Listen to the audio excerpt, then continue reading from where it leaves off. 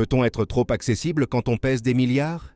Pour Rihanna, la réponse est venue, sous la forme de 10 détonations, brisant le calme de Beverly Hills. Alors que le monde est sous le choc, une vérité plus dérangeante émerge. Rihanna aurait elle-même ouvert la porte à ce cauchemar. Aujourd'hui, sur Famous Shadows, nous révélons comment une simple habitude de voisinage s'est transformée en une faille de sécurité mortelle. Entre les vidéos délirantes de l'assaillante invoquant de la sorcellerie et les détails sur son passé criminel, nous levons le voile sur l'ombre qui plane désormais. Sur la soft life de Riri, est-elle encore en sécurité aux États-Unis? Voici l'enquête exclusive. Le premier secret de cette affaire réside dans une vidéo qui ressurgit aujourd'hui.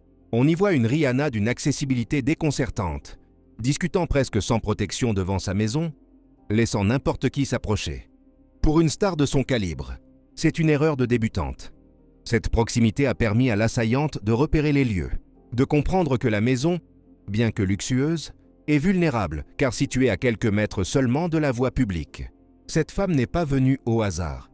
Elle savait exactement où tirer pour frapper le cœur du foyer. Depuis l'incident, les rumeurs disent que Rihanna a déjà quitté le pays, fuyant une menace que même la police de Los Angeles semble prendre très au sérieux, continuant de cerner sa propriété 24h24. Mais qui est cette femme?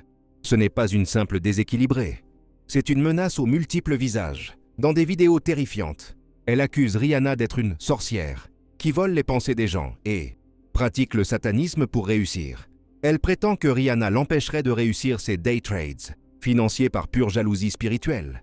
Plus inquiétant encore, cette femme a un passé judiciaire chargé, violence domestique, délits mineurs et une obsession qui ne s'arrêtait pas à Rihanna. Elle aurait également ciblé Cardi B, affirmant être la plus belle et menaçant quiconque se mettrait en travers de son chemin divin. On est face à un profil de Watchman autoproclamé, persuadé d'être en mission pour détruire ce qu'elle appelle le diable. L'enquête de Famous Shadows révèle un détail que beaucoup ont manqué. L'assaillante ne sort pas de nulle part. Elle est impliquée dans une bataille juridique contre Live Nation depuis la fin de l'année dernière. Ses griefs contre l'industrie de la musique semblent s'être cristallisés sur Rihanna. Elle affirme que Rihanna l'a harcelée spirituellement jusque dans les magasins, Ulta utilisant son image sur les publicités pour l'antagoniser. Ce mélange de paranoïa clinique et de rancœur envers l'industrie a créé un cocktail explosif qui a fini par décharger 10 balles contre un mur de briques. Elle n'a pas seulement tiré sur une maison, elle a tiré sur ce qu'elle considère être son oppresseur. Après cette expérience traumatisante, la vie de Rihanna ne sera plus jamais la même. On rapporte qu'elle a radicalement changé sa sécurité, jurant de ne plus jamais être accessible au public. L'époque où elle saluait ses voisins à sa porte est révolue. La grande question en 2026 est de savoir si elle reviendra vivre à Los Angeles. Avec ses enfants en bas âge, le risque est désormais trop grand.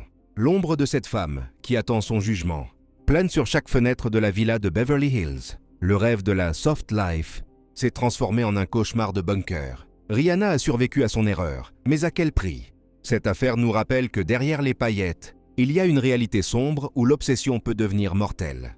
Et vous, pensez-vous que les célébrités doivent s'enfermer totalement pour survivre? Ou Rihanna a-t-elle simplement été victime d'une malchance extrême? L'assaillante doit-elle être enfermée à vie ou soignée? Donnez-nous votre avis en commentaire. On se retrouve très vite pour un prochain dossier sur Famous Shadows. N'oubliez pas de liker et de vous abonner pour soutenir l'enquête.